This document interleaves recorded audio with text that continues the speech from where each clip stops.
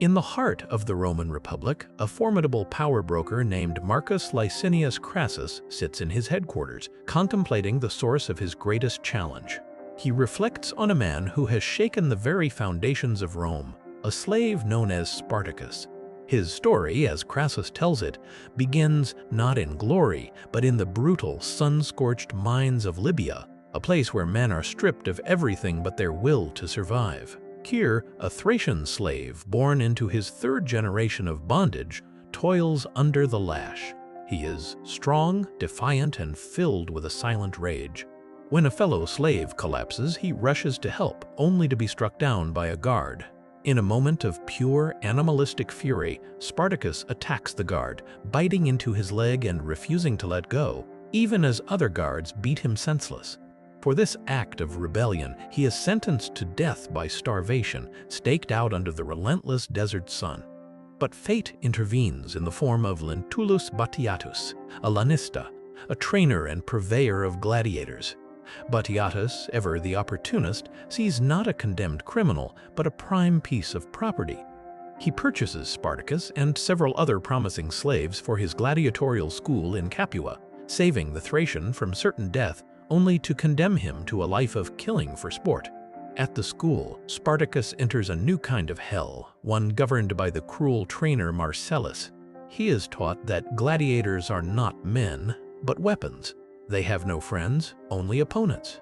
In the steam rooms, a hardened gladiator named Draba tells him bluntly, "If we're ever matched out there in the arena, I'm going to have to kill you." Gladiators make no friends. It is a world of brutal discipline and hollow promises. Batiatus offers them the companionship of women, not for comfort, but as a tool to keep them docile. One night, a slave woman named Varinia is thrust into Spartacus's cell. She is proud and unbroken, and he, having never known a woman's touch, is both stunned and ashamed. Their encounter is watched from a grill above by Batiatus and his men, who laugh at Spartacus's vulnerability. Enraged by their mockery, Spartacus lashes out, but Varinia's quiet dignity reaches him. He tells her, his voice barely a whisper, "I'm not an animal."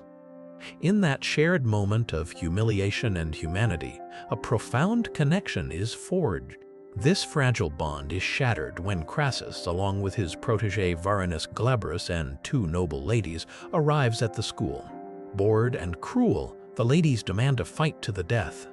Batiatus, eager to please his wealthy patrons, selects two pairs. Spartacus is pitted against the formidable Draba. In the arena, the two gladiators fight with savage skill. Spartacus is disarmed and at Draba's mercy. But instead of delivering the killing blow, Draba turns and hurls his trident toward the patrician's box, attempting to kill Crassus. He is swiftly killed by the guards, but his act of defiance plants a seed of rebellion in Spartacus's mind. During the visit, Crassus is captivated by Varinia and purchases her. The news that she is being sent away to Crassus is the final spark. When Marcellus taunts Spartacus about losing her, the Thracian's rage boils over. He attacks the trainer, and the long-simmering resentment of the other gladiators explodes into a full-scale revolt. They overwhelm their guards, seize weapons, and fight their way to freedom, turning a school for slaves into the birthplace of an army.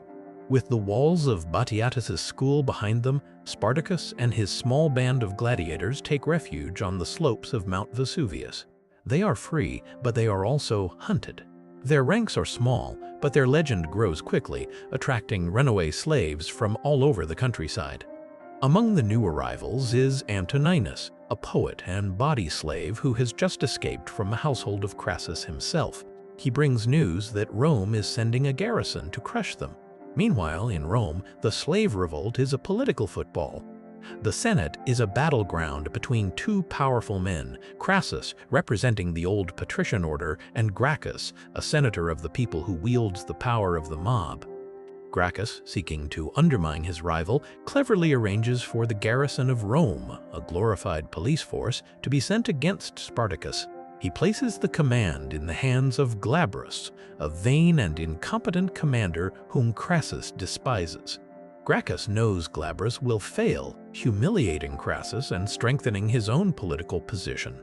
He seals the deal by making a young, ambitious politician named Julius Caesar the temporary commander of the garrison in Glabrus's absence. On Vesuvius, Spartacus imposes order on the growing encampment. He is a natural leader, instilling discipline and purpose. He finds Varinia, who managed to escape during the revolt, and their love for each other blossoms in this newfound freedom. She soon tells him she is carrying his child, giving him not just a cause to fight for, but a future to believe in. When Glabrus's legions arrive, they foolishly camp at the base of the volcano, blocking the only known road. Under the cover of night, Spartacus and his men weave long vines into ladders, descend the sheer cliffs on the other side of the mountain, and surprise the Roman camp from the rear. The garrison is utterly destroyed. The victory is a turning point. What was a small band of fugitives is now a disciplined and victorious army, and their numbers swell into the tens of thousands. With their forces growing, the slave leaders debate their next move. Crixus argues for marching on Rome to exact revenge, but Spartacus has a different vision. He wants to lead his people south to the port of Brundisium, where he plans to hire ships from Cilician pirates to carry them away from Italy forever. His goal is not vengeance, but true freedom. He dispatches Antoninus to negotiate with the pirates. The deal is struck for a high price. The pirates agree to provide transport. The slave army begins its long march across Italy toward the sea, a moving city of liberated people dreaming of home. In Rome, the defeat of the garrison sends shockwaves through the Senate. Power shifts back to Crassus, who has been quietly manipulating events from behind the scenes. He has bribed the pirates to abandon their deal with Spartacus, effectively trapping the slave army in the south of Italy. With Pompey's legions still away in Spain and Lucullus's army in the east, the Senate has no choice but to turn to the one man with the wealth and will to stop the rebellion. They grant Crassus supreme command, making him the most powerful man in Rome. Gracchus, seeing his political fortunes collapse, makes one last desperate play. He tells Caesar, if he succeeds, the crisis is over and Crassus may stay in retirement indefinitely. But if he doesn't, he reveals his own secret deal with the pirates, a backup plan to help Spartacus escape, purely to deny Crassus the victory he craves. When Antoninus returns with the devastating news of the pirates' betrayal, Spartacus is faced with an impossible choice. Trapped, with Crassus's legions marching south and Pompey's army now returning to Italy, there is only one path left. He addresses his followers, their dreams of escape shattered. They will turn back. They will march on Rome. The final battle is fought on the plains of the Silurus River. The slave army, though fighting with the courage of desperation, is no match for the disciplined might of Crassus's legions. The battle is a horrific slaughter. The rebellion is crushed, its dream of freedom drowned in blood.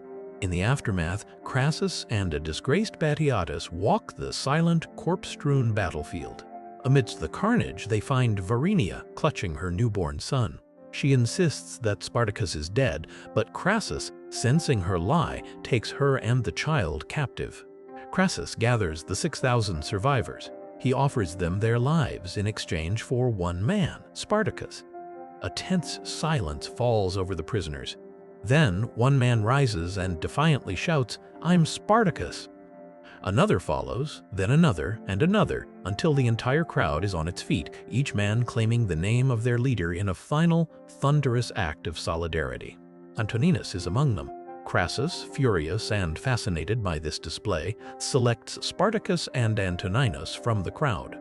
He orders them to fight to the death, with the winner to be crucified.